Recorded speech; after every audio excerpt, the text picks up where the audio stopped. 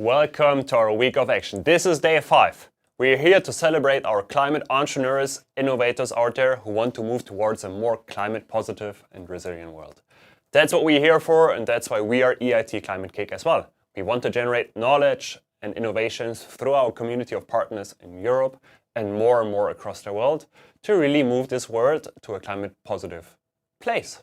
I think we all agree on that, and I think this is an important message as well for the United Nations Climate Change Conference over the next 2 weeks, which will kick off this Sunday, called COP26 in Glasgow, right?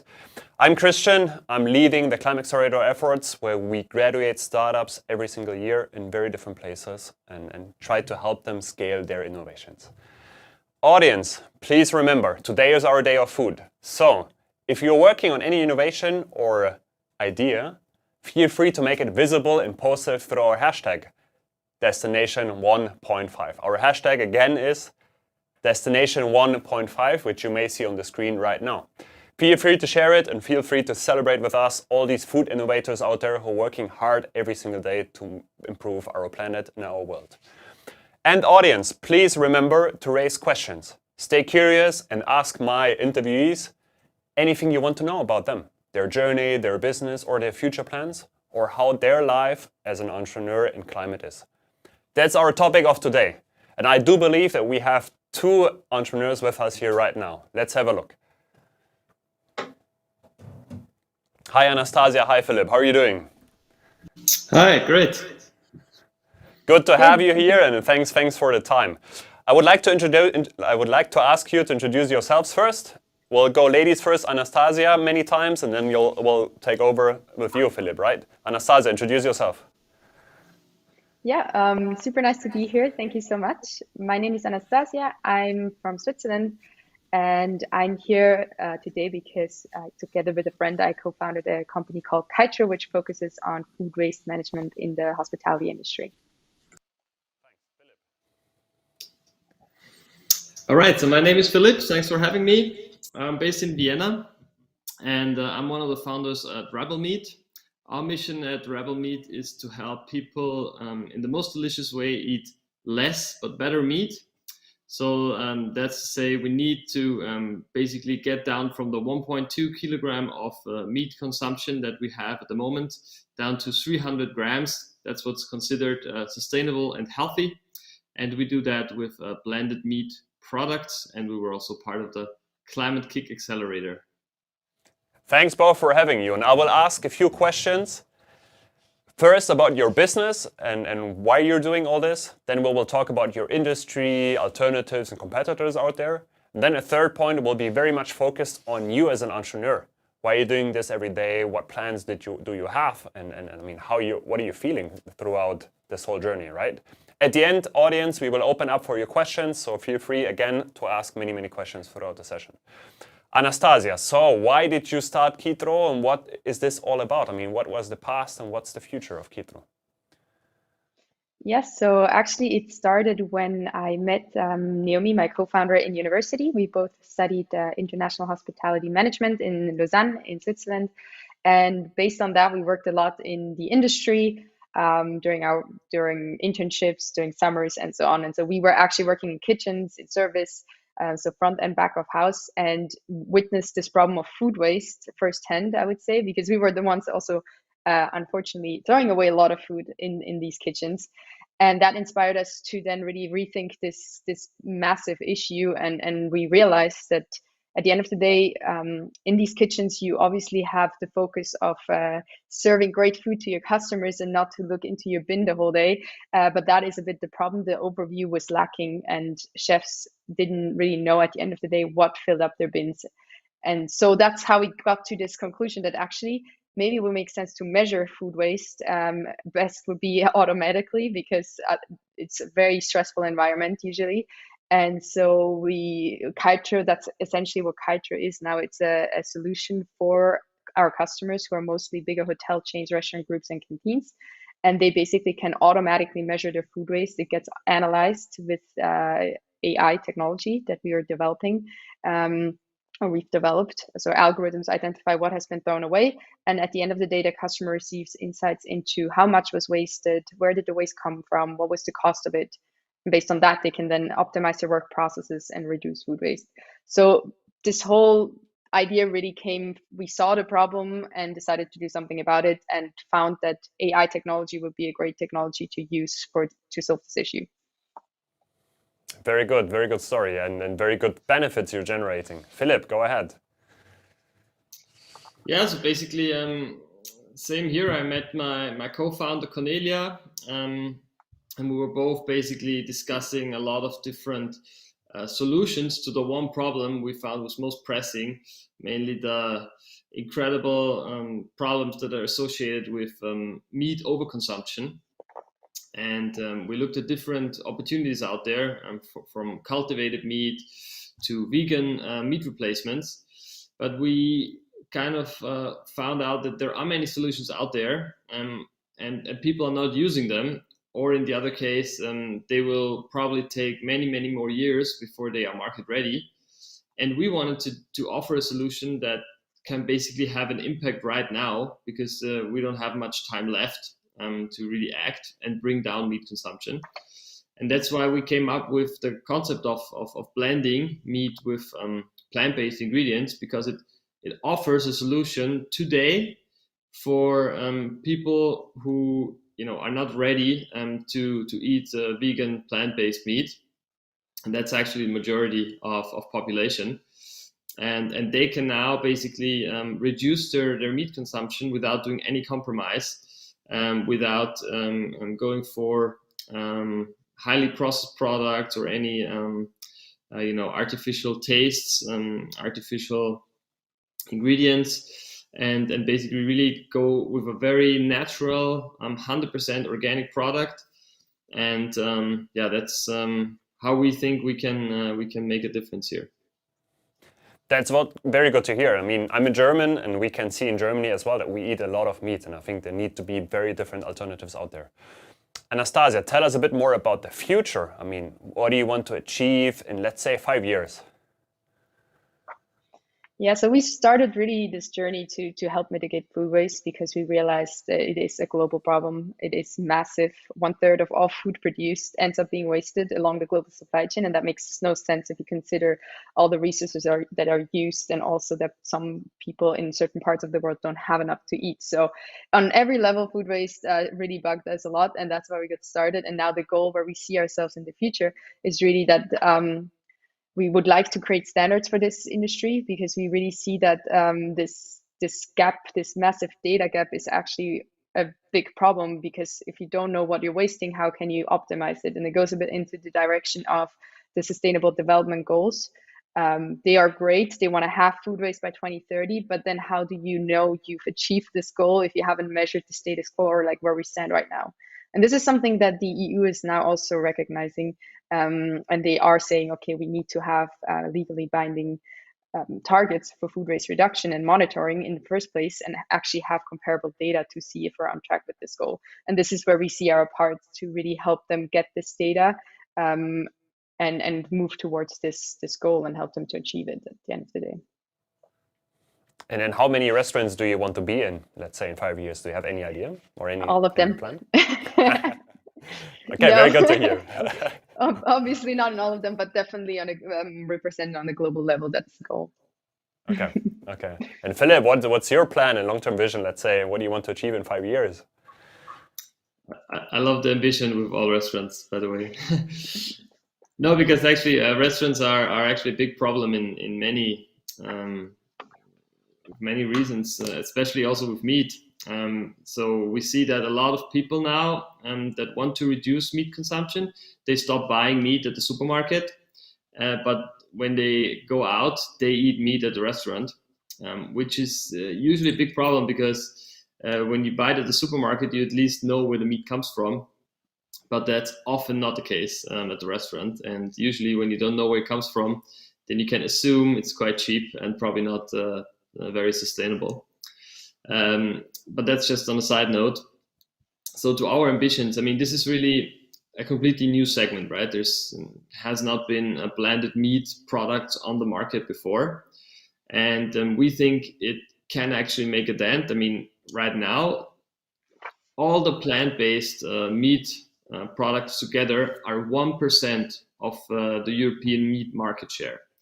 So that's really just a drop in the ocean, and we hope that this new category can become at least as big or maybe much bigger, because that would make a big difference in total meat consumption. And so, yeah, we need to build up that segment. We need to educate consumers that this is an option.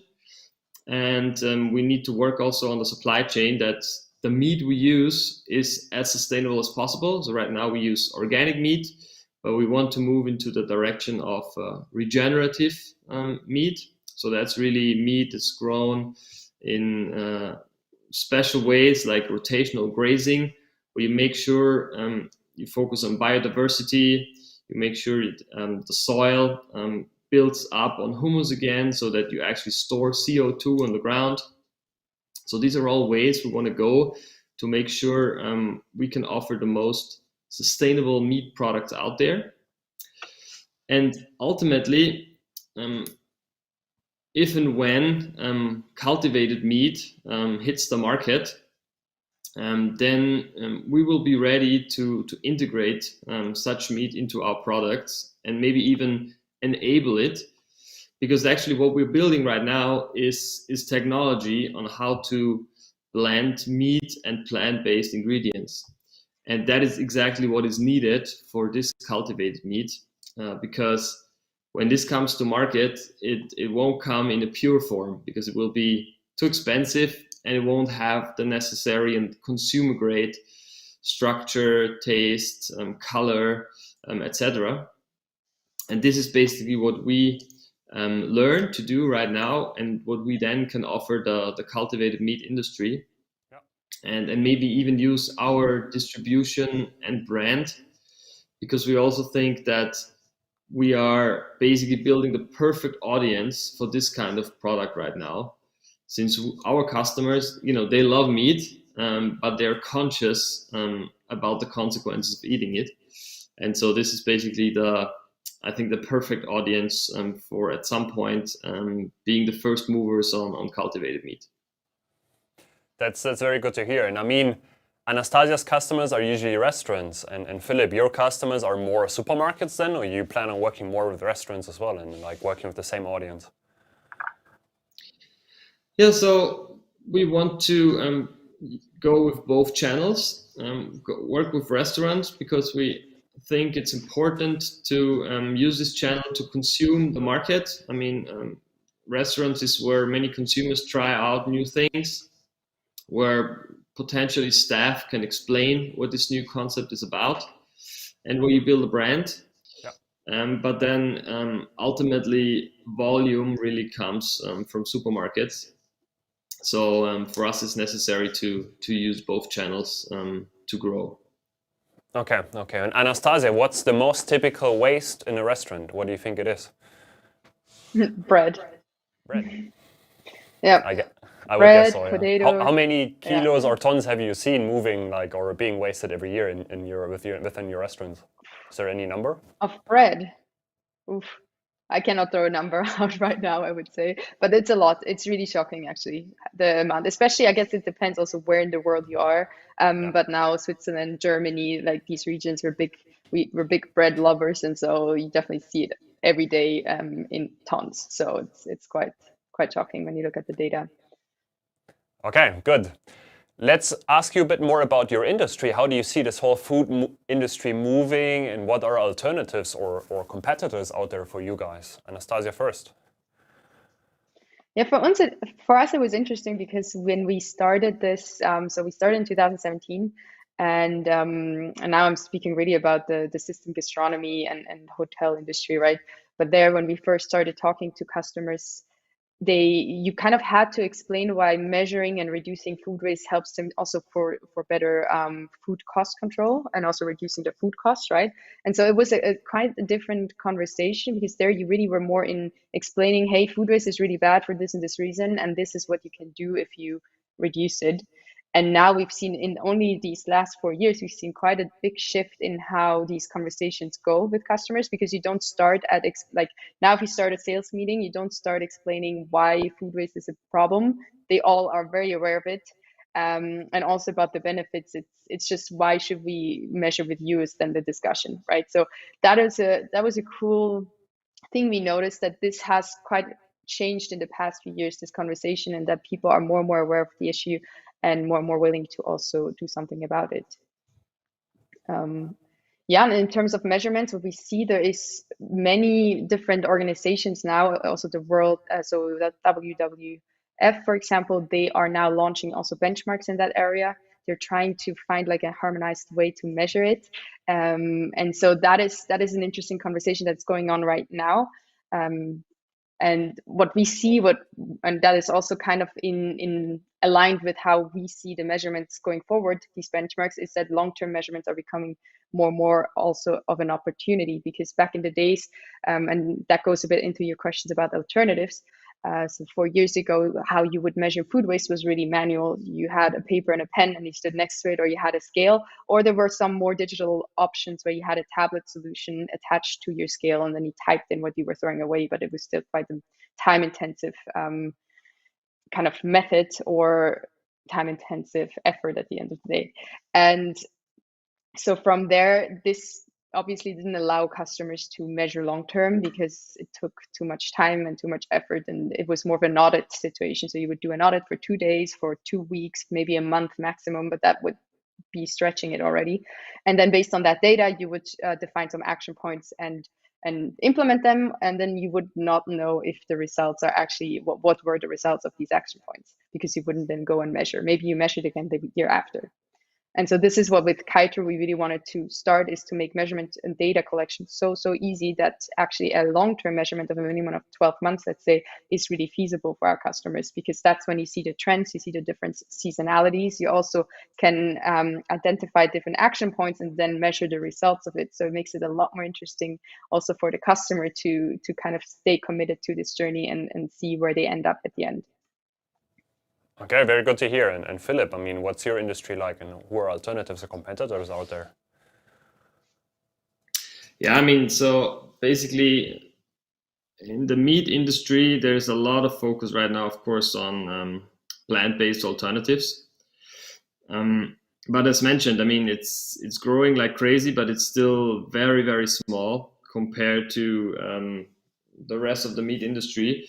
So we think it's actually quite a missed opportunity to not look more into how to make meat more sustainable, because by focusing only on replacing it, we're missing a lot of potential, because it's not a black and white story, right? There are a lot of ways to really horribly make meat, both in terms of animal welfare and in terms of environmental problems. And there are much better ways as well. And I think we should put a lot more focus also on producing better meat rather than only replacing it, because this won't go fast enough. And consumer behavior doesn't change quick enough for this industry to become sustainable in a meaningful amount of time. So we're not really playing in the ballpark of the vegan meat replacement startups. They're doing most of them a great job. Not all of them, unfortunately, especially the bigger companies. They're not using sustainable resources sometimes for the meat replacement products, which kind of gives a bad image for the whole industry. So that should change as well. And in general, we should look more at the supply chain behind it, and not so much have this black and white thinking, but really make sure that the things we use in our products are the most sustainable available. I couldn't agree more, basically. I mean, let's come to your story as entrepreneurs, and like the million euro question is, why are you doing this every day? What makes you wake up and do this every single day? Philip this time first, and then Anastasia. I mean, it's so interesting with food, and that probably speaks to both of us. You can basically take a lot of decisions every day that have a very fast impact, right? So compare this to the energy sector or to many other industries where you build a power station and it's going to be there for 50 years, or you buy a car and you're going to use it for 10 years. But with your food, you can basically have an impact 3 times a day, very fast. And I think that's what's so powerful about the food industry and about being a founder in the food industry. And at the end of the day, that's the spirit we have in the team, and that's what I really love about my job. Anastasia. Yeah, I have to agree. I think at the end of the day, you start because you see this problem, it bugs you so much, and you want to have an impact. And so it's really the impact on one side, that's how we got started, then having, of course, a great co-founder, and then later a great team that is with you on this journey, that makes it really worthwhile to get up every morning. And yeah, that you just, when you see like happy customers, or talk to customers, or get a big partner that is supporting you, then that is these validations that you're on the right track, and that's super nice to get. Very good motivations both of you have, basically. Phillip, tell us about one of your best moments you've had as an entrepreneur, and then Anastasia, tell us about one of your worst moments you've had as an entrepreneur, and then we'll switch. No, I mean, one of the best moments definitely was when our first product was available in the supermarket. I mean, there is really a lot of work to be done before you can get to that point, both in terms of convincing people on the investment side, but also, of course, on the retail side, but also really on the actually delivering on it. So in terms of production, logistics, packaging, and so all these things, and it's really nice to see when these things come together. And in actually 2 weeks of today, we're gonna have our third big product launch. So we're adding 2 more products, and we'll have 7 by then. And that's again like a big project of more than 6 months coming to an end. And now we can see everything coming together, and that's really a nice feeling. That's all the work then really pays off. Very good, Anastasia. Yeah, I mean, in general, this whole journey is a massive roller coaster. So there is a lot of really great moments, and then some also rather bad moments. You asked me about the worst moment. It's probably hard to pinpoint one. But I think it's, for me personally, when I don't feel the motivation to get up in the morning because of something that has happened. Let's say, I don't know, a plan didn't work out how you planned it to go, and so that's quite a bad moment for me, because then I'm like, but now I'm not motivated anymore. So that's sad. But then usually you do one call with someone from the team, and then it ends up working out anyway. But I couldn't say a specifically worst moment right now, to be very honest with you. That's all right, and I'm sure we all have these kind of moments as well. Plans never work out all the time. Phillip, maybe share us one of the worst ones or saddest ones, and then Anastasia, go for one of your best moments.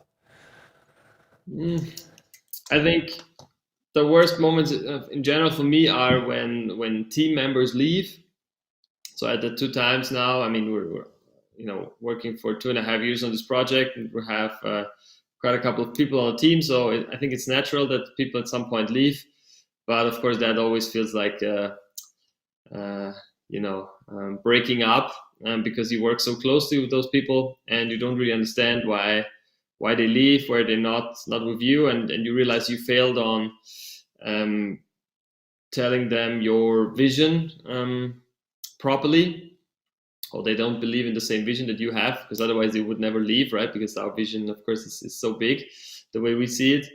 But yeah, that's, I think, of course, very good learning experience as a leader, as a person, and for the whole company. Anastasia, go ahead with one of your best ones.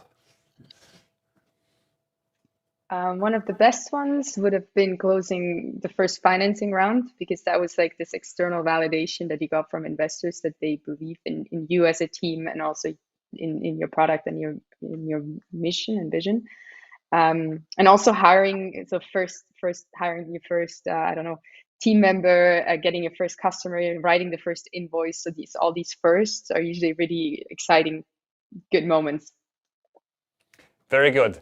And both of you, please tell us a bit more. I mean, did you do all of this by yourself? Did you have any mentors, any experts, or someone helping you on the way? I mean, and who helped you? Just tell us some names or give us some examples. And Anastasia, go first.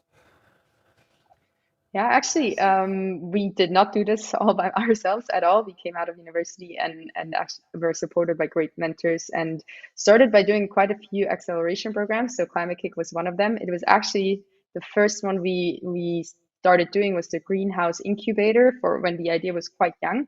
I don't think it exists anymore, but that was super helpful because it helped us to pay for the first prototype that we wanted to build. And in that program, we also met one of our mentors, who has been our mentor since day one, actually, through this program and until now. And he was extremely helpful along the way and prevented us from making a lot of mistakes. And then obviously he also introduced us to then our future investor, who became a good mentor, and also from that moment actually, and through him, we also were able to grow our network a lot. That was super helpful then in the future. Very good example, very good journey. Philip? Yeah, of course, there's tons of people that helped us on the way, that's for sure. And actually, I have to say also, ClimAccelerator was the first acceleration program. I mean, we did one before, but ClimAccelerator was the first one where we actually received funding as well. So that was really our starting point to get going, and to look more professionally into this, to actually quit our jobs and start working on this. So this was really a key point. And of course, the first business angels that believed in us when we literally had nothing, then an idea. That's worth mentioning.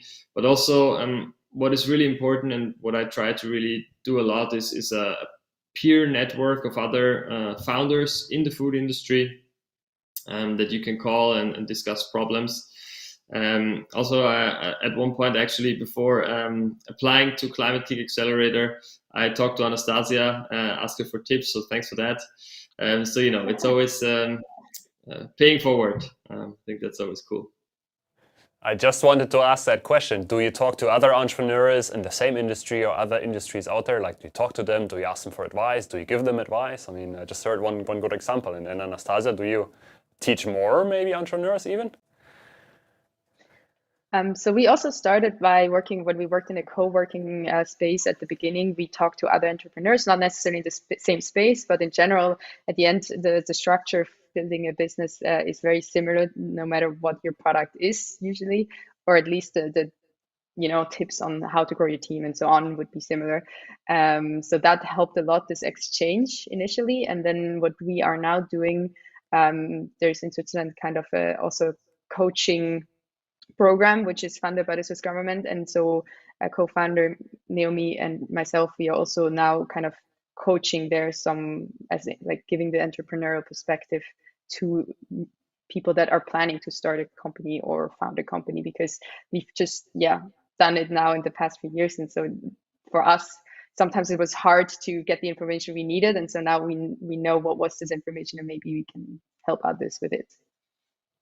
Very good to hear. And Philip, are you now giving back to other entrepreneurs, let's say, and help them in some way? Of course, I think that's super important. And usually it's not a one-way story, right? You talk to others, and you actually get a lot of feedback and learnings while talking to each other. So that's, of course, super important. And I try to do it as often as possible. Okay, very good. Audience, please remember to raise questions, be curious, and challenge my two interviewees here we have. I will ask one last question to each of them, and then we'll have time for some of your questions. Anastasia, let's start shooting out messages, especially before COP26, the United Nations Climate Conference is happening, just starting this Sunday. let's shoot out messages to our governments. What would you say to them, Anastasia? It's a big one. I think food is quite high on the agenda now for COP26, but for us, it's really about making regulations at the end, because yes, you can make it voluntary, but then not everyone is participating. And at the end, what we've seen is usually with a regulation, the real change is happening. And so there must be, to a certain degree, some regulations in place to fix the food system. Not now speaking specifically about measuring it, but really also all the other aspects that are in the food supply chain that are currently maybe not going so well for the planet, put it like this. Very good. Philip, let's tell to the corporates out there, what should be your message to them? Yeah, I agree. We need regulations. We need a fair, level game, and so CO2 taxes, etc., are absolutely necessary to support a transition to a more sustainable food system. And we need also more transparency. So that's for consumers a very big task to look into the supply chains, and it's definitely not working well at the moment, and it's very hard for consumers to actually know what they're buying, and that must be changed, definitely. Okay, what would be your message to investors or even banks out there? Anastasia first, and then we'll ask Philip. To investors and banks, well, invest in us. That would be my answer. Very straightforward. No, but I think banks, and I can only speak about now Swiss banks because that's where we're based and that's the banks I know, but they are actually opening more and more up. Like what we've noticed, they have now often a venture arm, because traditionally banks wouldn't invest in startups. It's a bit too risky. But now we see that they're doing more and more in that area to also foster innovation. And that, I think, is a cool development, that they have somewhere area or space to explore and foster innovation. And for investors, more and more impact investing is on the rise. If you look at these numbers, they're. We lost Anastasia. Philip, go ahead. What would be your message to investors and banks out there? See that it's clearly something important. Anastasia, we just lost you for a second. We'll continue with Philip. Basically, so my message would be, we also need to look at the analog world. Of course, we see a lot of investments in digital business models, which is super necessary, but let's don't forget about the analog world, because this is where a lot of the difference actually happens. And we need more resources go towards this, and this is super important. Anastasia, your last words were opening up. What else did you want to say? I don't know where you lost me, to be honest. Talking about the Swiss banks. No, just that they're opening up these venture arms or venture investment vehicles to foster innovation, but I don't know exactly where you lost me. So. I mean, that's already a good message, and they need more. That's what you want to say, basically, right? And they need to be more exactly more investing. Okay, very good. What's the last one? What would be your advice to climate entrepreneurs out there? Give them one advice, each of them. Anastasia, then Philip, and then we'll switch to the questions the audience has. Validate your idea first, and be very critical with yourself, because you always think it's a great idea, but maybe really listen and ask the right questions to hear what others say about it, and if someone would actually be willing to pay money for it. That, I think, is at the end the biggest challenge you need to unlock, because if you give them a free product, they probably take it, but if you ask them for money, then you get the real answer, whether your product could survive on the market or not. Philip. That is already very, very good advice. Let me maybe just add very generic, go for a very big problem. Then this validation will probably be good, because the bigger the problem, the higher the impact. Many people tend to work on rather smallish problems that they probably have themselves or see somewhere, but they're just not big enough to build a big company also. And so focus on the big problems first. Okay, very good. Let me check out some of the questions. Give me a few seconds and then I'll come back to you. Just a moment.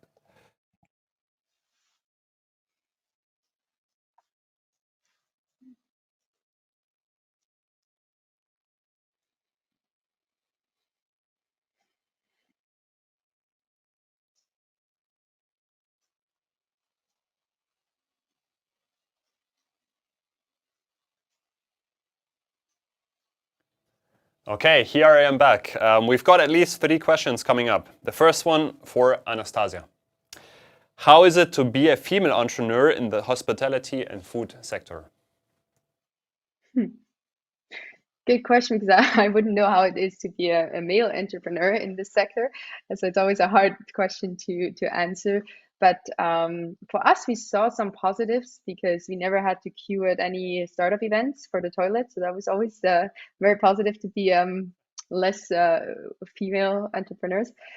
We see it's changing a bit, specifically in the hospitality industry. I mean, it is an industry that is not so male dominant. Like if you think about construction, for example, would be different. And there are quite a lot of females in general in this industry.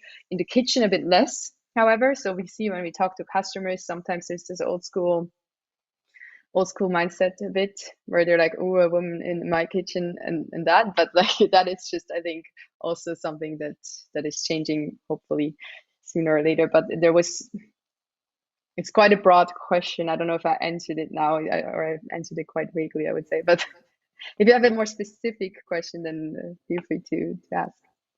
Yeah, we'll have a next one. I think that's a good answer already. We'll have a next one. And that Philip starts first.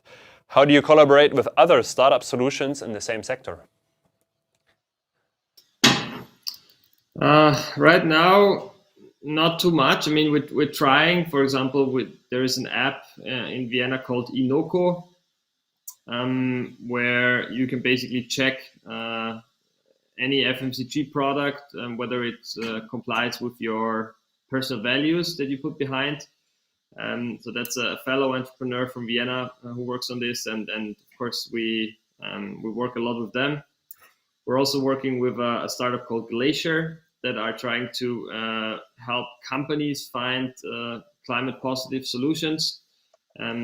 So there are collaborations every now and then.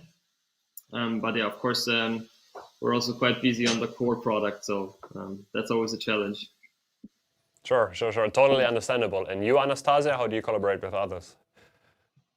For us, it was really initially when we did all these acceleration programs, different ones as well. So Climate Kick was cool because there we had the impact entrepreneurs and everyone was somehow doing something in that area. Then we did a different one that was more that had like verticals, and one was a food vertical in Switzerland. And so there you met all the other food startups and could kind of have these discussions.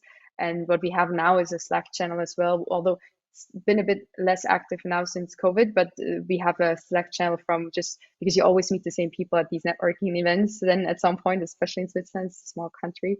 And so then we created a Slack channel with some of them just to kind of keep each other posted on job openings or other things. Very good. Good to hear. Last question to each of you. Anastasia first. Where do you see the biggest opportunities and trends in the food sector in terms of innovation and new technologies? I think it's a great question. Right now, there's really a big hype around these alternative proteins. Also, when we talk to investors, a lot of impact investors or impact investors that focus also on food and food tech and agri tech, they say that alternative protein is one of the biggest trends right now. So I would also just agree with that. And then of course technologies. I mean, we're using AI technology, which has a big growth in the sense that you can also use it in different areas. So it's not specifically for the food industry, right? Because we're using it now for this application, but you could also use it for others. other applications and other solutions. Very good, thanks. And Philip, what do you think? Which ones are new innovations and technologies in the sector? I would probably focus a little bit more on the topic of consumer behavior and transparency, because as consumers now ask more for transparency and they ask proactively for climate positive solutions, that will probably have a big impact and will induce a big shift in how companies look at their products, at the marketing, but hopefully also on supply chains and how products are actually produced, and that a whole ecosystem of technologies around CO2 accounting, around transparency in supply chains, etc., will come to life and will be super important for consumers to do their actual choice and to really change the flow of money towards sustainable products. Okay, very good. I have one more personal question coming from Christian directly. What would be your most important market geographically in the world to really go to and be active in? And it could be anywhere in the world. Where would it be? I mean, of course, there are some places in Europe, but where would it be? Anastasia, maybe first. So excluding Europe, you're saying? You may mention some in Europe, but I mean, even outside. I mean, do you see any markets outside there as well? Yeah. Yes, we see actually a lot of potential. Definitely the United States. It's a massive market, very interesting. Have a lot of food waste. So United States would probably be the answer or the logical conclusion. But then actually Southeast Asia and Singapore and this area, they are a bit more fragmented, different countries and smaller, but they are more on the side of regulations in China even. So they're looking really more into how they can regulate food waste. And China has a law on where you get punished as a restaurant if you waste food now. So they are probably, due to the nature of how their governments are structured, a bit more strict and can implement these regulations maybe faster than, let's say, in the States. But States would be a massive market, very interesting. So. Okay, very good. And I didn't know that point about China. Very interesting, actually. Philip, what do you think? Yeah, also USA probably, because they have the highest per capita meat consumption, and also a lot of their meat is actually from very bad conditions. So there will be a lot of work for us to do there. Okay, very good, very good. All right, these were the questions. Thank you both. We've had Anastasia here leading KITRO. We've had Philip here leading Rebel Meat. Thanks for this interview. Thanks for talking about your journey and your future plans. Very, very curious. And please say goodbye to the audience. Bye, guys. Goodbye. It was a pleasure. Thank you. Audience, please stay online. We will be having in just less than 17 minutes the next session on why startups should show their climate impact numbers clearly. We will be talking to Bram and Christine, who are experts in this space. Stay tuned. And now Christine will already explain you a bit more what we are doing in that sense. Stay tuned on this same YouTube channel. See you soon.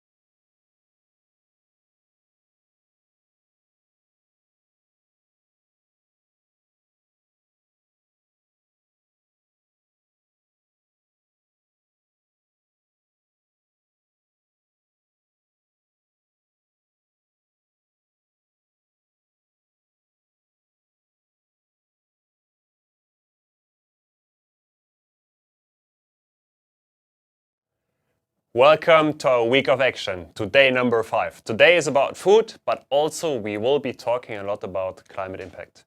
This week of action is organized by EIT Climate Kick. EIT Climate Kick has the big purpose to generate innovation and knowledge through our partners and communities all over the world and a lot in Europe.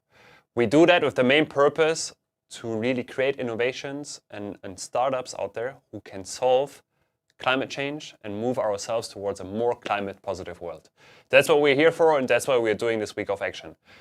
In the previous session, I did promise you a video. We didn't show it, but we'll show it right now, where Christine will talk a bit more about what we're doing in that sense. I'm Christine Rohrer. I've been working with Climate Kick for the last 3 years, and currently I work in the entrepreneurship team. And my work focus is mainly on climate impact.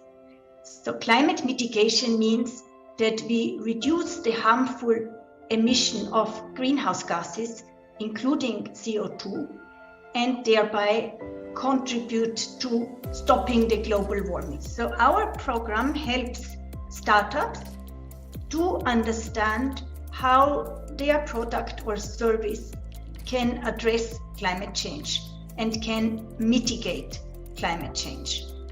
And so it can be a very useful tool for a startup to progress in its growth.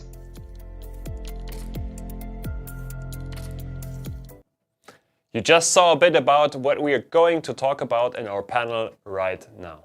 I'm Christian Daube. I'm leading the ClimAccelerator efforts to grow and help more and more organizers and partners across the world to start doing such ClimAccelerators, to help innovation scale into the market and even scale internationally to achieve as much as possible of climate impact we can with their products and services. Audience, remember, today is our day of food. Are you working on innovations or ideas? Please make them visible through our hashtag Destination 1.5. Again, we've got the hashtag Destination 1.5, where you can start making visible all of your innovations and ideas, even if you wanted, you work on. Show us a photo, show us an image, or even a small video about that. And please remember, audience, stay curious and ask my panelists many questions, and also challenge them a bit. We want to solve and all of your questions at the end of the session, basically. So let's come to the panel. I do believe I have my panelists, Christina and Bram, with me right now. Let's check it out. How are you doing? Welcome. Hi. Very good. Thanks for having you. And I will start to ask always Christina first, ladies first, to introduce herself and a bit more what we are doing in that sense. And then Bram, you may go ahead. And then I will have many more questions about the topic of why startups of the future should really show their climate impact numbers. Christine, go ahead and introduce yourself. Yeah, hi everyone. Good afternoon. I think the video has already introduced me, so I just want to say hi, and I'm really happy to be here with you this afternoon. Bram, go ahead. Hi, yeah, thanks for the opportunity to meet you here. I'm Bram van der Grinten, design engineer specialized in sustainability and founder of Impact Forecast, helping Climate Kick startups assess their climate impact. Very good.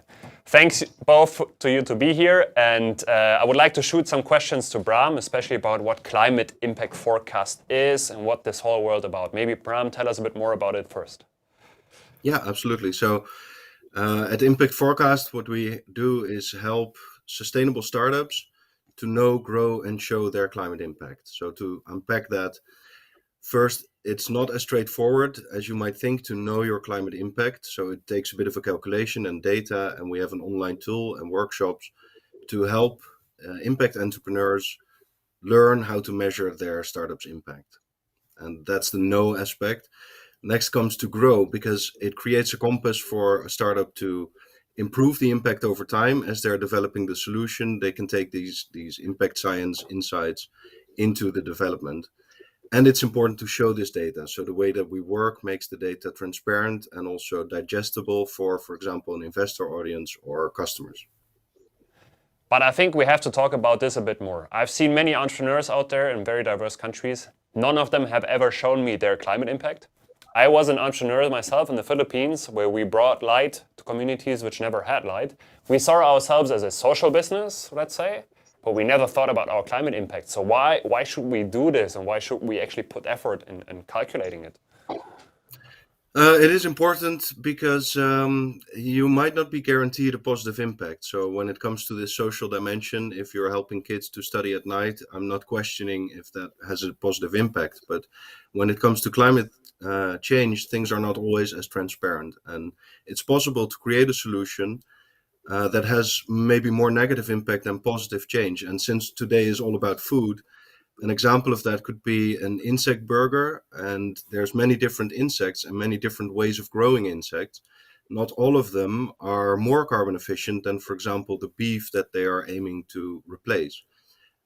Even with vegetables, so we saw Rebel Meat is replacing part of the meat with vegetables, and they are making deliberate choices there to prevent choosing vegetables that, well, there's no vegetable that has a higher impact than beef, but there are vegetables that have higher impacts than some other meats. So therefore these things are non-obvious and need to be researched if the mission of the company is to make a positive impact.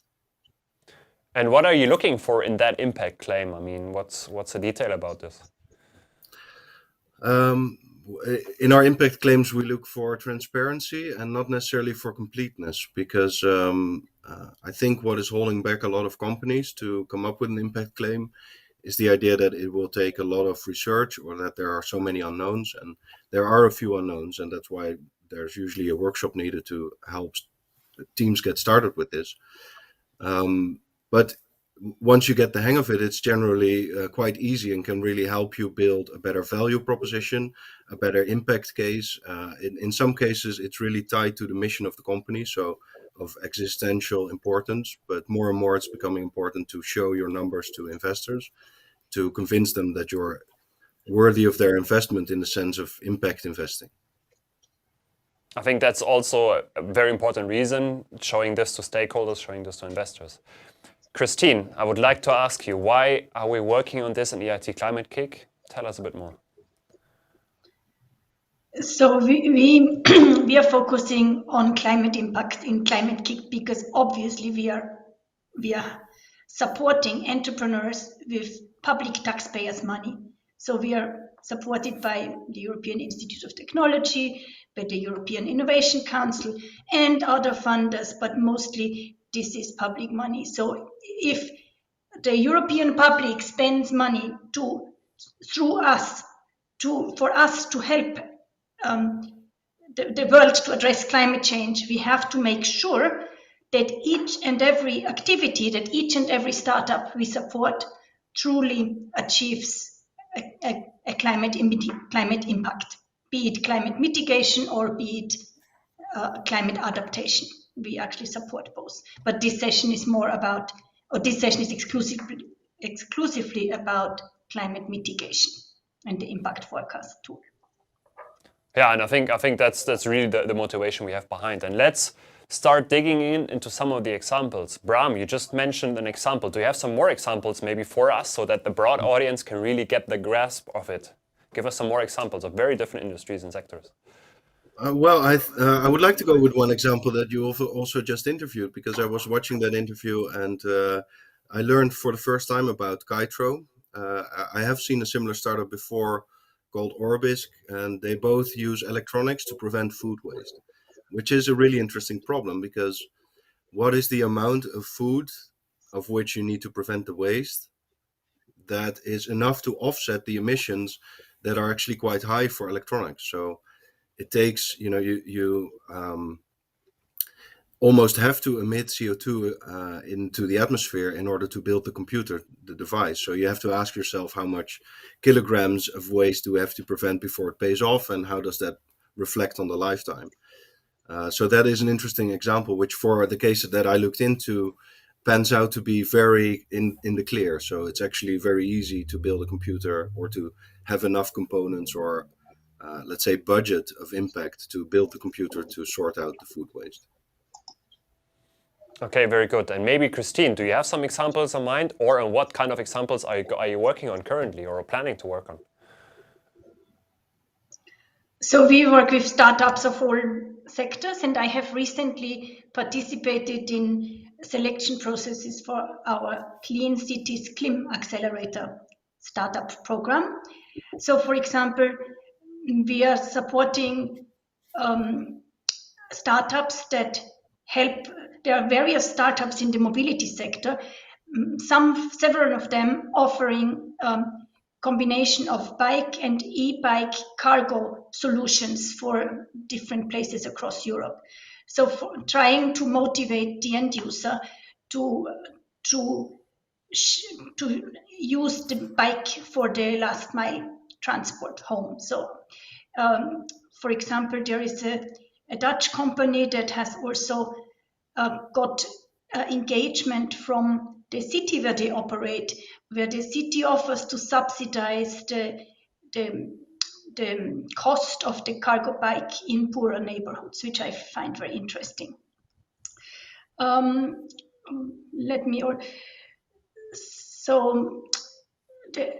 are also interesting solutions I've seen in the for urban green spaces.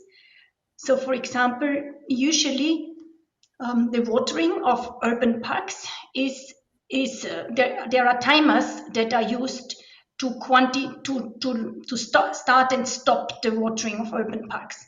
However, these timers, they have no intelligence. They don't know whether it has already rained, how humid the soil is, and so basically they start and irrigate every day at the same time. There is one startup that developed an interesting solution that takes the climate of the day, that takes the water situation of the city, plus the water needs of the plants into account, and then irrigates accordingly. Yeah, I think I stop here with these few examples. But these are very good examples, and we can start to get the grasp really on why in climate impact numbers are important. And Bram, I'm sure you have seen quite a lot of calculations and forecasts. Tell us a bit first on how does it work in detail. Let's say, take us a bit through some of these steps. Yes. Let's say the steps are to let me get an example out of the back of my head, because when you look at these examples across sectors, I think, and if you look at so many of these examples, you get the sense that some gains are bigger than others. So not only is it worthwhile to measure your impact to know if you're on the positive or the negative side, but we see that companies can differ on the positive side by orders of magnitude. And for example, in the food industry in general, and in transport and in the energy sector, there are like amazingly impactful startups that need to be discovered, and that also discover this through doing their own numbers. That, for example, in the energy domain, artificial intelligence can create slight optimizations, which at first on paper don't seem to add up too much, but because they're acting on such an impactful part of our society and can be broadly implemented, the impact there is actually huge. So how do companies found this out, right? What are the steps involved in getting to these final numbers? The tool takes a 5-step approach that we use, and it's based on life cycle assessment. So it's basically a quick scan life cycle assessment strategy where you look at all the phases of the product life cycle, so upstream and downstream processes and the use phase, and you add up all the life cycle impacts for all the resources that you need. So that actually requires a very deep understanding of all the materials that you need, the amount of energy that your process is using, the distances in travel, and so on. That is too complicated for most startups. So that is why the impact forecast tool focuses on key differences, and we help startups identify which those are. They are the key differences between your new system, for example, the Rebel meat burger, and the old system, the pure meat burger, we could say. So for those key differences, we measure the environmental impacts for each difference, and that adds up to a total climate impact. The overall result is just a one-pager with all of the assumptions, the numbers going in, transparently declared, and also how the total climate impact is built up. And then that's where the interesting part is for the startups, is that usually you see that 1 or 2 differences out of maybe a dozen key differences are really driving the impact. And sometimes those are unexpected differences. So it pays off for the company to do this and to discover what is really driving their positive impact, what is holding back their positive impact, and to adjust their innovation and business model accordingly. Very good, very good. I think that's a clear way, and I can think that through my previous business in the Philippines. I mean, we were just sending out these products to different houses and remote areas of the country, but there are many, many steps before that. Even when the product is produced and shipped to us in the Philippines, and when we distribute it, I mean, there are a lot of steps of that life cycle, as you say, we need to consider, right? And then obviously what happens afterwards when the clients are using it, etc. So very good also for me to understand this. Let's ask Christine a bit more, and then we will deep dive into some of these examples and differences maybe. Christine, how can we really make sure that more and more entrepreneurs out there use this? What could we do about this? So I think the times are changing.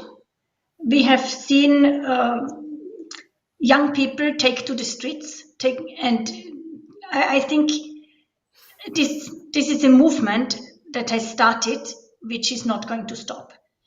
So I think the time is right. What I also see is that there is growing interest, not only from environmental NGOs, but from the broader business sector in that field. And it's slowly by slowly, the society or different parts of the society are getting the message in the mainstream media that things are not right. So, for example, in Austria, an environmental NGO has examined 11 financial institutions as to whether and how serious they are about investing or not investing in fossil fuels. Even so, they all claimed to do sustainable investment, but 10 out of 11 didn't have credible policies behind. And this, for me, yes, this is the fact that was discovered, but the most interesting thing is that I hear this in the mainstream 5-minute news. So so this is what gives me hope and tells me the time is changing.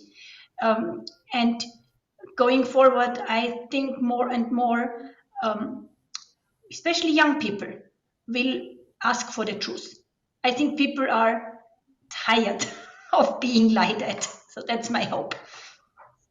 And I do hope so as well. Bram, what do you think? How can we really help more and more and motivate more and more entrepreneurs and people out there to really start thinking and calculating their climate impact numbers? Well, we could, for example, have a climate week of action leading up to the COP, but I think you're already in the process of that. This event is doing some good work spreading this inspiration. Sign up for a climate kick, sign up for impact forecast. Those are ways of getting busy with entrepreneurship. If you're listening and are motivated, I think I also agree with Christine. The market is heading this way. We need to, because we're on the verge of an existential crisis. It's really serious, the need for innovation in some fields. And there is so much possibility. Sometimes I'm disappointed by watching the discourse and, let's say, the political decisions around climate. They seem to be so unaware of the innovative capacity of young and also older companies, the new solutions that are on the horizon that need to be funded for positive impact. And indeed, as Christine also recognizes, I see a lot of cases where impact funding is rewarded without impact metrics involved. So if there's any measurement of the impact, it's on the, let's say, on the initiative of the entrepreneurs involved. It's not demanded from the funder side in the majority of cases. And we are working to better that situation. I think a lot of times the reason is it's believed to be too complex to ask for impact data in the early stage, and that is simply untrue. There's more and more evidence of that, and also more and more, let's say, investors, for example, Climate Kick, but also Planet A, a venture capital firm that invest when they see a positive impact. It is becoming more commonplace, but it is unfortunately still the exception.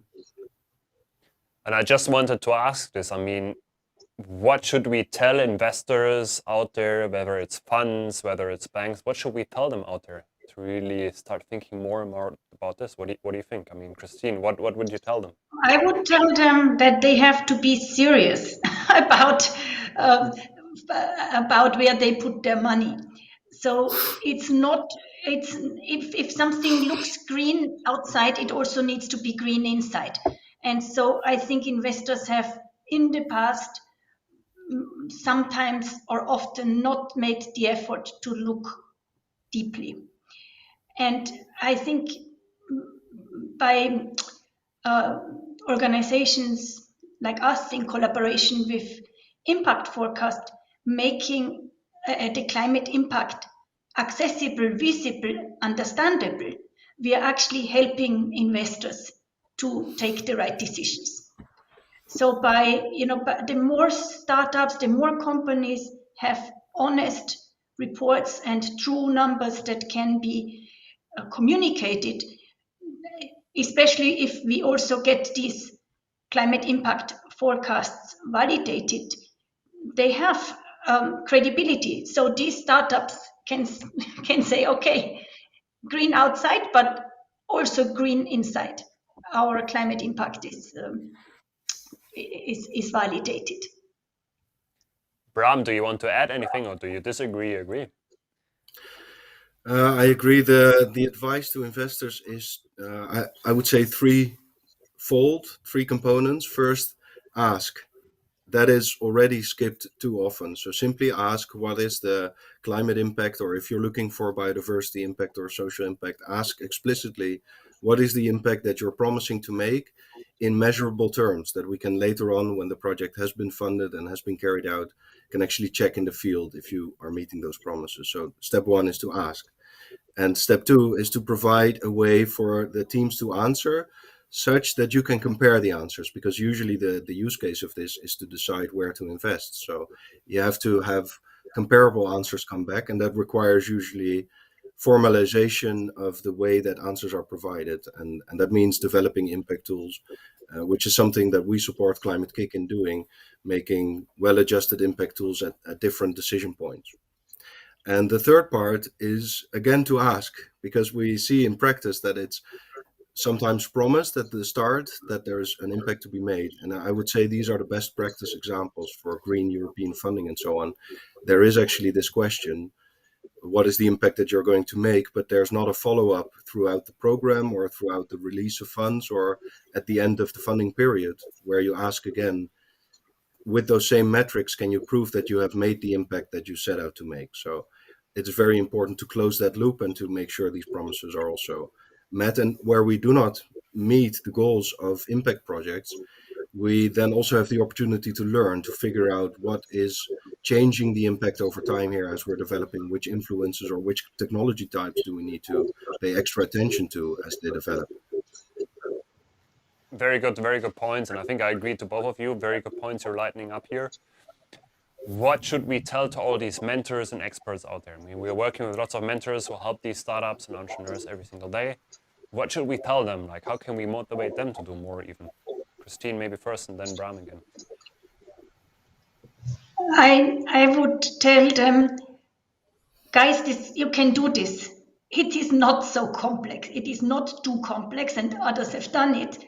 And you do a one-day workshop and you have much better understanding and you have your first impact forecast, and then you can take it from there. So just try it, do it, be curious, and then work on it. I know you've trained quite a lot of trainers and experts in that sense. What would you tell them, and how can you work with more?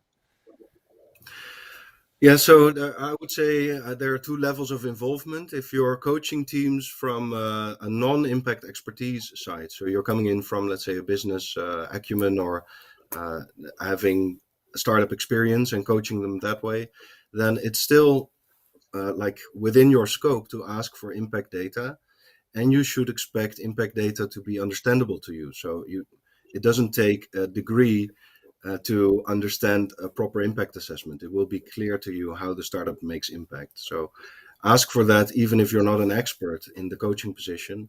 And indeed, I train impact experts who already know the entire story of life cycle, how to perform these really precise analyses. And I train them how to teach the essential parts of that methodology to startups. And there, I would say the message is to keep it simple, to how to look for these key differences, and also how to discover that it's often a few parts in the business that are controlling most of its impact. And that discovery is what we help startups make. I think so as well. Totally agree. Very good points. Looking, for example, at the entrepreneurship programs, there are incubators out there, accelerators out there. They say nowadays that there are more than 10,000, I believe, accelerators out there all over the world. Incubators, and maybe even more, 20, 50,000 incubators all over the world. How many of them are focused on green or climate topics? Very few of them. So how do you think we can motivate these guys to really start becoming greener and more climate oriented, and also ask for this from their entrepreneurs and mentors? What do you think, Christine? Bram, help me, please. I don't have an immediate answer. Yeah, so to incubators, how they should affiliate with green, well, how to motivate them, I would say personally, when I became a designer, I became aware that everything we design and produce has environmental impacts. And at first that felt a bit doom and gloom, like a problem I didn't want to be involved with, especially when I learned life cycle assessment, because then you learn to calculate what the damage is that you're doing while you're trying to make a better product for people. And that changed around when I learned about this concept of positive impact, that you can also innovate purposefully to change these parameters and to make society a lot better. And we need to do that. I would say if you're investing in a business that is not doing that is not investing in sustainable technology, it is investing in unsustainable technology. So think about that. You're putting long-term financial gains on something which is unsustainable, and that is not just a scientific term to say it's against the principles of nature or bad for the polar bears. It means the business cannot in the long term sustain, because it will infringe with our quality of life in a way that consumers will not buy, that grant schemes will not support, that will ultimately perish. So I think a spot of sustainability is necessary in any investment, and it doesn't matter the degree at which you do this, it's always worthwhile. So even a little bit is worthwhile in any fund. I would agree. Christine, do you want to add anything? Yes, so what I wanted to add actually to the conversation from before about working with the entrepreneurs and working with the tool, I think what is very important for me is that the entrepreneurs we work with learn to spell out their assumptions. And so there are two parts to using the impact forecast tool. One is the unit, the functional unit you compare to the baseline. And so here it's a technical matter that you actually calculate, you compare the key aspects of your solution, be it a service or a product, with the key aspects of the previous or the baseline solution or service which your new solution replaces. This is one part of the game.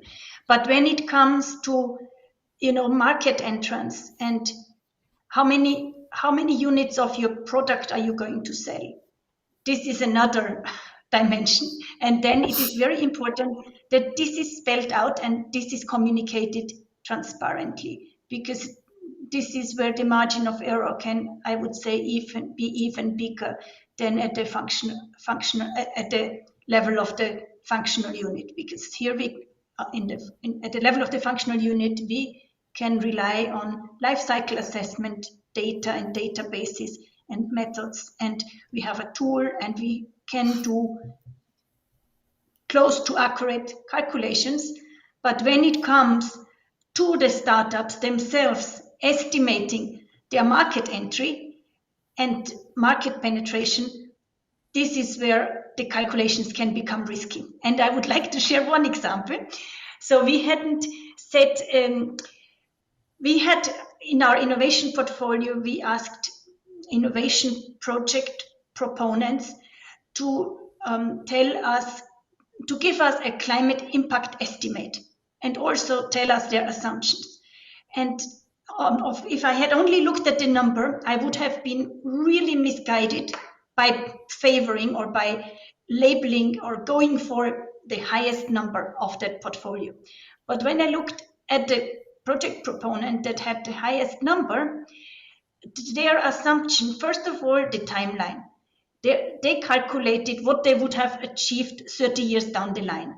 And their assumption was that 30 years down the line, 80% of the inhabitants of Europe will have adopted their solution. And then I could look back at the number and say, yes, this is a good hope, but probably we have to read this number with a lot of caution, because how realistic is it that you reach 80% of the inhabitants of entire Europe? And this just to illustrate the margins of error and the dimensions they can have. And let's continue with that example or this story about how optimistic or pessimistic they could be. Bram, what examples did you see? I mean, are they usually very optimistic, very pessimistic? I mean, what kind of examples and assumptions do you see? To know about the optimism or pessimism, we would have to research the same projects at the early stage and then at the later stage. And there's very few opportunities to do that. But actually, the evidence that is there suggests that impacts get better over time with these impact assessments or with impact for companies. I would say that it is very easy to make mistakes, and sometimes 1,000x mistake, 1,000-fold mistake, because we're dealing with climate impact and CO2 equivalents. And when it comes to euros or kilometers, we have a sort of intuition of the numbers that would be normal. And in this case, we really do not. And that leads to, for example, during a validation just this week, we discovered 1,000x problem, a mistake. So that's a way, it's actually the problem was in an energy equation. So after calculating some energy units, there was 1,000 times magnitude error. And normally that would strike you as a very, large bloated number. In this case, we weren't so sure. So we had to really recalculate and discover that. So there is a validation process where we take these errors out. It's easy to make them. That shouldn't stop you from trying. So even a forecast or any environmental assessment that has grave mistakes or optimism bias in there can still teach the entrepreneur a lot about what they need to take care of. Of course, you find sometimes that companies indeed say they will conquer 80 or 100% of the market, and that's often not realistic, although sometimes it is. So there are cases where there's, for example, a B2B product delivered to a market with just very few customers that are completely dominating the market with just 3 players. If you sell the solution to all of them, you actually have 100% coverage. So there's these, or 80 or 90. So sometimes optimism is realistic, and in order to prevent the, let's say, entrepreneurial optimism, there are checks and balances to have your forecast checked by external experts. Okay, very good to hear. Audience, please remember to raise questions to Christine and Bram. I will have 1 or 2 more questions and then we'll have time to answer them. Christine and Bram, my simple question would be, in which industry or sector could we achieve the highest climate impact? Where should I start as an entrepreneur? Christine, maybe go first. What do you think? I think we can achieve the highest impact when focusing on daily routines of us as human beings. Because any daily routine will be repeated thousands of times through our lifetime. So even tiny changes in these routines can make a big difference if they have a large adoption. Very good point. Bram, what do you think and what have you seen there? I'm thinking about the pie chart of global emissions and the fact that there's a few big areas on there, 2 of which strike me as most important. One is the energy domain, because we can talk about recycling and meat and transport, but the problem is that all of these things are emitting CO2 because we use fossil fuels for everything, right? And you can take away that fossil component out of most industries, and you will get that change if you focus on the energy industry. So that is still the most worthwhile thing. Climate change is not driven by you taking the car. It's driven by the infrastructure that enables you to take the car much more readily and easily than, for example, the train, and a system which makes the car more affordable if it runs on petrol in some circumstances, more affordable to the end user. So the energy domain. And the other one is agriculture. you're focusing on food today, so it's topical, but I see a very big opportunity in agriculture because it's an industry where, if you think about it, we're doing carbon sequestration. Food products are CO2 absorbed by the air, and what we need to do is to get the balance right. So right now, again, fossil fuel is driving all of it, and we're even creating fertilizer out of damn fossil fuels, while we also have a manure problem. So if we create a circular agriculture, not only can we drastically reduce the impact of all kinds of foods and do away with this, let's say, guilting of the individual shopper, but there is this potential to even flip the balance, I would think, to make agriculture a net carbon sink, which is futuristic at the moment, but is very promising because on that big pie chart, we only currently have one carbon sink, and it's forestry. So if we could have two of those, that would really help us solve our climate issues. Very good arguments and very good examples. I think both of you are right in that sense, and I would guess so as well. Please give me a few seconds, a few minutes. I will check out the questions from the audience, sort them a bit, and then I will ask these questions to you both directly. Just give me a second.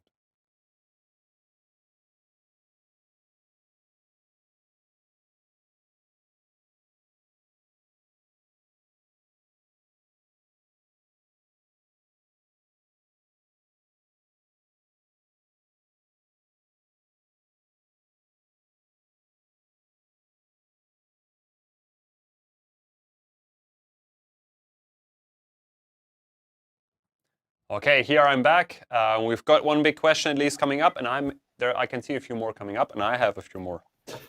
First of all, and maybe Christine starts first, and then Bram next. How can you take part in the impact assessment as a startup? Christine, go first. So all startups that join our accelerator programs have the opportunity to participate in the climate impact forecast workshop. So please go to our website, check out entrepreneurship, and look at open calls for startups. Currently, there is one open call, which supports startups that meet the criteria or work along the concepts of the new European Bauhaus. Those are sustainability plus. So it's sustainability in terms of the environmental sustainability, but also quality of experience, including aesthetics, and inclusiveness, which include accessibility and affordability. So we are looking for startups who align or work in alignment with the principles of the new European Bauhaus.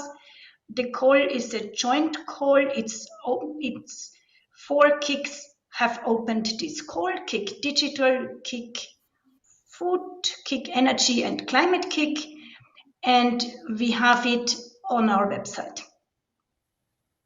Thanks, Christine. And Bram, what would you say? I agree with Christine. The largest EU initiative on climate innovation is Climate KIC, so that's where you would go and also meet Impact Forecast. If you're not selected for one of these programs, you're still welcome on our platform. So impact-forecast.com is where you can sign yourself up. There's a free level where you can engage with examples and see if this is interesting for you. And we make both the tool and the support as affordable as we can to startups and innovators. So that's a place where you can start making self-assessment more or less for free and ask for support when and where you need it. Very good, thanks. Next question coming up. And Bram, maybe first, then Christine. Do you think we will ever reach a standard in measuring climate impact? Oh, it's me first. I don't think so.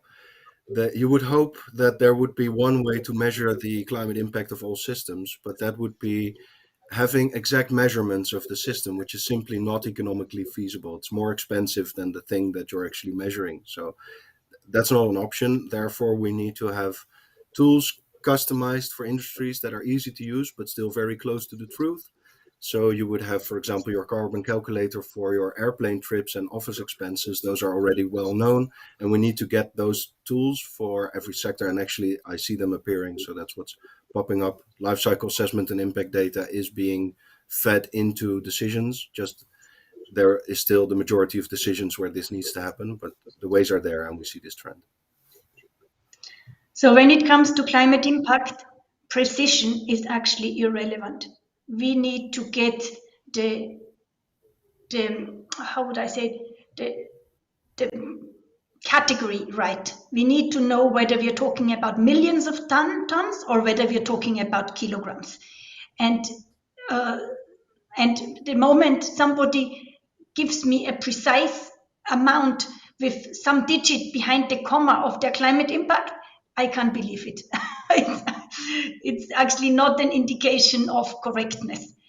Because if you are estimating something, you really can't estimate the third point behind the comma. Okay, very good. One personal question from me coming in. What was the startup or example you have seen with the highest climate impact where you could also like trust the assumptions? Bram, maybe what examples have you seen out there? Yeah, my mind jumps to Hydrogrid, which is a company that we also used for some example materials after validating their forecast and really double checking what they were doing. The model that they have is to work within hydropower stations to increase the deployment opportunity, which takes in a lot of knowledge about the electricity infrastructure and, let's say, predictions, weather predictions for renewables, but also energy predictions for fossil installations. A lot of numbers that aren't usually crunched, especially not at hydropower plants. And if you do in Norway or Switzerland or other places where hydropower is available, the little bit that you can displace electricity in that grid has an enormous impact. And this is the kind of, I was talking earlier about B2B solutions that have just very few customers that you need to talk to, and none of them lose out if other ones also buy it. So they could in principle all get it. And that's the case with this. So with one customer at a time, they would immediately have a very big impact because one customer controls many power plants. Very good example. And then let's start wrapping up the session. Please, Christine and Bram, what kind of message should we give out to the United Nations conference on climate change called COP26 in Glasgow? What message should we give them? Christine first and then Bram. We need to get to 1.5. Very good. Bram. So, I agree, 2.6 is dangerous. Anything above 1.5 is dangerous. It is not that we are trying to see how much we're going to turn up the radiator to make it comfortable. The problem is that past 2 degrees, our understanding of the physics of our climate breaks down. And we do not know if there will be a survivable future after a higher than 2 degree climate change. So let's keep it to 1.5. Very good, very good. Christine, I don't know if I cut you off or if you wanted to say more. I thought like I cut you off. No, it was me, short and sweet. Very good. So, audience, thanks to Christine Röhrer, Climate Impact Manager at EIT Climate Kick, and Bram van der Grinten, co-founder and leader of Climate Impact Forecast. Thanks to you both for this session. This will be useful, I hope, for the audience and entrepreneurs. Say goodbye to them, please, to the audience. Thank you, audience, for listening in. Stay tuned. Right now, in parallel, we do have the Climate Launchpad Grand Finals happening, where startups are pitching, and they want to be the winners of the worldwide business competition, where more than 55 countries participated, and these 16 startups are pitching right now. Stay tuned on that YouTube link as well. Plus, at 2 p.m. right now, just in less than 15 minutes, we will be talking climate with Antonio Romero, and we'll have that session. And at 4 p.m., the last session of today is where we will be presenting what are we doing in our Young Innovators program, where we really enable young people to start thinking and solving climate issues out there. Thanks for the sessions. There will be more tomorrow and on Sunday, so please stay tuned and see you soon again. Thank you.